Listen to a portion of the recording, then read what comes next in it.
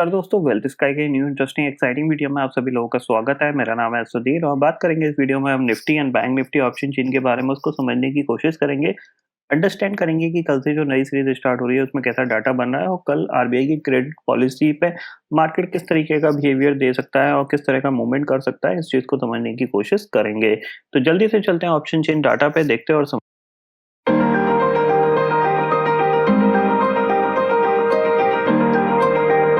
Finally दोस्तों मैं आ गया हूँ एनएससी की वेबसाइट पे, जहाँ पे हम Nifty and bank Nifty option chain data समझने की कोशिश कर रहे हैं और देखेंगे कल से जो नई सीरीज स्टार्ट हो रही है उसमें कैसा डाटा बन रहा है और आरबीआई की क्रेडिट पॉलिसी पे मार्केट कैसा रिएक्शन दे सकता है, कौन से इंपॉर्टेंट लेवल हैं उन पे हमें फोकस करना चाहिए। तो देखो आज की सीरीज आपको, जैसा कि मैंने आपको कल बताया था कि there will be the chances की मार्केट कि 13,000 से लेकर 13,150 के बीच में ही एक्सपायर हो जाएगा। तो यहाँ पे आज देखा जाए तो बहुत ही नैरो कंसोलिडेशन होता और ये कह सकते हैं कि 13,150 के आसपास ही यहाँ पे एक्सपायरी हो गई है 13,136 पे, जो कि सिंपल सी चीज़ है कि 13,200 पे आपको प्रॉफिट बुकिंग की सलाह दी गई थी यहाँ पे और 13,000 पे बाइंग की गई थी और मार्केट में कोई मूवमेंट नहीं था। आप देख रहे हैं 12 बजे के बाद मार्केट में कोई मूवमेंट नहीं था। इस मूवमेंट मतलब इस कंसोलिडेशन में बहुत से ऑप्शन बायर्स ने पैसा गवाया ही होगा।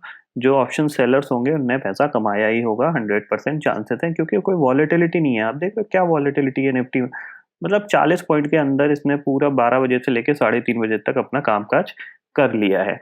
ठीक है, अब समझते हैं कि कल क्या हो सकता है जो नई सीरीज स्टार्ट होगी जिसकी एक्सपायरी 10 दिसंबर को होगी।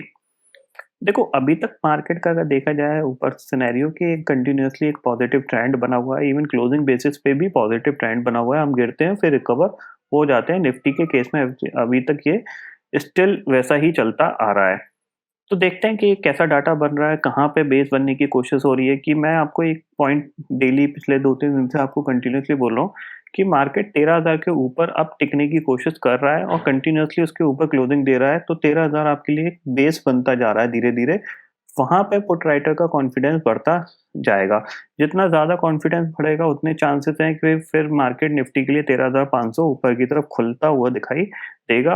हालांकि धीरे धीरे वो ओपन हो रहा है क्योंकि आज हमने एक नया लाइफ टाइम हाई बनाया और 13,200 के ऊपर हम खुले, वहां से प्रॉफिट बुकिंग आई। तो देयर विल बी द एक न्यू लेवल्स। तो जब मार्केट को नीचे रिकवर हो गए ऊपर जाना है तो इस लेवल को टेस्ट कर सकता है मार्केट। तो हमारे लिए एक जगह खुल गई ऊपर की। ठीक है, अब देखते हैं कि कहाँ पे पुट राइटर्स ऐड हुए हैं, कहाँ पे नहीं हुए हैं। देखो सबसे पहले बात करेंगे कि यहाँ पे ये आपको ये एक्सपायरी कब होनी है आपकी। ये एक्सपायरी होनी है 10 दिसंबर की। ठीक है, तो यहाँ पे आपको क्लियरली दिख रहा है 13,000 की जो पुट है। देखो 16,52,000 का ओपन इंटरेस्ट टोटल यहाँ पे खड़ा हुआ है और 9,37,000 का तो इसमें कब ऐड हुआ है, आज ही के दिन में ऐड हुआ है।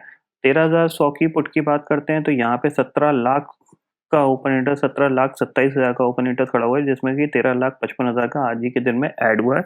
ये फ्रेश ओपन इंटरेस्ट है, इस चीज को ध्यान रखिए। यानी पुट राइटर का कॉन्फिडेंस देखिए, 13,100 के नीचे नहीं गए हम तो उन्होंने 13,000 की पुट राइट करना स्टार्ट कर दी। ठीक है, 13,100 पे आपको दिख रहा है कॉल राइटर्स यहाँ पे क्लियरली आपको कितना, 12,66,000 का यहाँ पे 12,66,000 का ओपन इंटरेस्ट यहाँ पे क्लियरली यहाँ पे दिख रहा है हमें। बट इसके ऊपर जाते हैं तो 13,100 पे इतना दिख रहा है। 13,200 पे आपको कितना दिखेगा, 14,83,000 का ओपन इंटरेस्ट दिखेगा।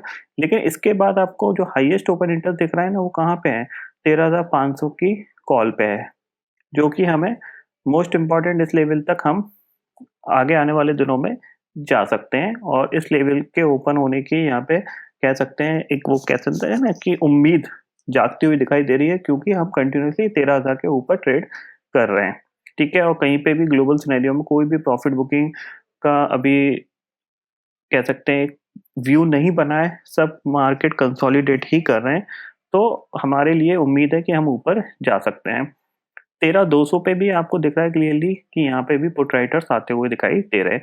तो कल के लिए इंपॉर्टेंट यही है कि हम 13,100 के ऊपर कामकाज करते रहें। अगर 13,100 के नीचे हम जाते हैं तो फिर ये जो ये आज के दिन में जो ओपन इंटरेस्ट ऐड हुआ है पुट राइटिंग पे, ये थोड़ा सा ना प्रॉब्लम क्रिएट कर सकता है, क्योंकि ये फ्रेश ओपन इंटरेस्ट है। फिर इन लोगों को लॉस होने लगेगा, ये अपनी पोजीशन काटेंगे, जिसकी वजह से मार्केट 13,000 तक की डिप लगा सकता है। ठीक है, 13,000 के आसपास आपको मैं यही बोलूँगा कि आप स्ट्रिक्ट स्टॉप लॉस के साथ एक बार खरीदने की कोशिश ही करिएगा, क्योंकि वहाँ से मार्केट हो सकता है बाउंस ही करे। कंटिन्यूअसली 13,000 के नीचे ट्रेड करने लगते हैं, अगर हम 13,000 के नीचे जाके 13,000 पे रेजिस्टेंस लेने लगते हैं, तो आप अपनी लॉन्ग की पोज़ीशन को काट दीजिएगा, शॉर्ट बना दीजिएगा। अदरवाइज़ आप बाउंस बैक के लिए बाय कर सकते हैं। चार्ट पे देखें तो चार्ट पे ये 15 मिनट का निफ्टी का चार्ट है। देखो, ये बेसिकली एक रेजिस्टेंस एरिया था, इसके ऊपर ही आज हमने क्लोज़ दिया है। अभी तक हम 13,125 को क्रॉस नहीं कर पा रहे थे। आज हम ऊपर खुले और इसके ऊपर ही हमने क्लोज़ दिया है। तो यही लेवल कल के लिए इम्पोर्टेंट रहेगा। अगर हम इसके नीचे खुलते हैं, तो फिर यही हमारा ज़ोन होगा 13,125 से लेके 12,800 का।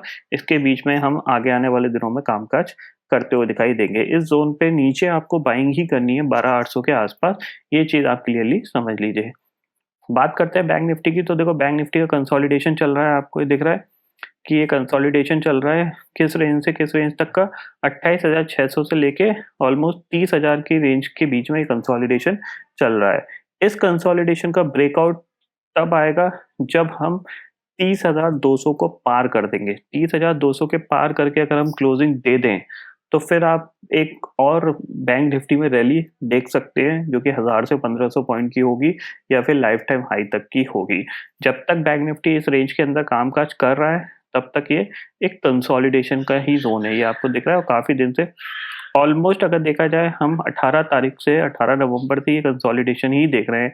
इस कंसोलिडेशन में हमने 30,200 का हाई बनाया और करीब-करीब 28,600 का लो बनाया है।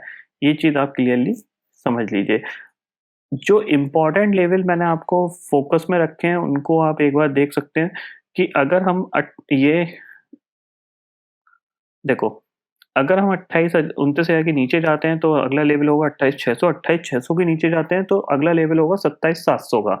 तो ये चीज़ आप क्लियरली ध्यान रखिए कि हमें किस-किस लेवल पे कैसे-कैसे काम करना है। तो उसी के ही लेवल के हिसाब से आप काम करिएगा। कल नई सीरीज़ स्टार्ट हो रही है, ज़्यादा कुछ डाटा नहीं है, इवेंट डे है, सुबह 10 बजे के आसपास आपकी क्रेडिट पॉलिसी आएगी। उसके बाद मार्केट कैसा रिएक्ट करता है, इस चीज़ को हम समझने की कोशिश करेंगे। हालाँकि पॉलिसी न्यूट्रल होने के चांसेस मैक्सिमम है, मार्केट उसको फैक्टर इन कर चुका है। तो अब देखेंगे कि यहाँ से मार्केट ऊपर बढ़ने की कोशिश करेगा या फिर करेक्शन दिखाएगा। ये चीज़ हमें कल देखने को मिलेगी। अगर एफआईआई फिगर की बात करें, तो आज भी इन्होंने देखो करीब 3,637 करोड़ का खरीदा ही है। और ग्लोबल मार्केट आपको यहाँ पे देखो, डाउ भी कंसोलिडेशन कर रहा है।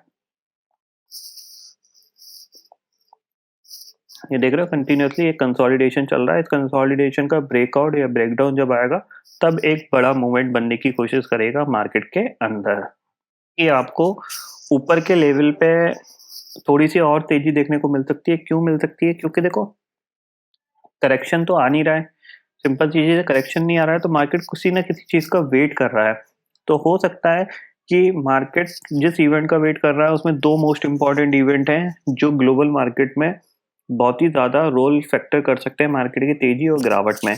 जिसमें कि पहला है वैक्सीन, और दूसरा है यूएस के अंदर एक और नए स्टिमुलस पैकेज की बात हो रही है। तो हो सकता है कि इन दोनों होप में एक मार्केट में सिंपल सी चीज़ है, ये रूमर्स हैं, रूमर्स में हो सकता है कि मार्केट थोड़ा-सा और ऊपर शूट अप हो जाए 3 से 4% का, और उसके बाद जब ये न्यूज़ आए, फिर करेक्शन आपको देखने को मिले, ऊपर से प्रॉफिट बुकिंग आपको देखने मिले 5-6% की। तो आप थोड़ा-सा अलर्ट रह के ही काम करिएगा, ये चीज़ समझ लीजिए। हो सकता है यहाँ पे आपको थोड़ी-सी और तेज़ी देखने को मिल सकती है। तो आई होप दोस्तों, ये पर्टिकुलर डाटा आपको समझ में आ गया होगा। दोस्तों फिलहाल इस वीडियो में इतना ही है। आई होप ये वीडियो आपको पसंद आएगा। वीडियो पसंद आता है तो लाइक और शेयर ज़रूर करिएगा, और चैनल को जो सब्सक्राइब कर लीजिए, क्योंकि मैं सुधीर लेके आता रहूँगा हर दिन आपके लिए नए-नए वीडियो। इसी के साथ शुक्रिया दोस्तों। जय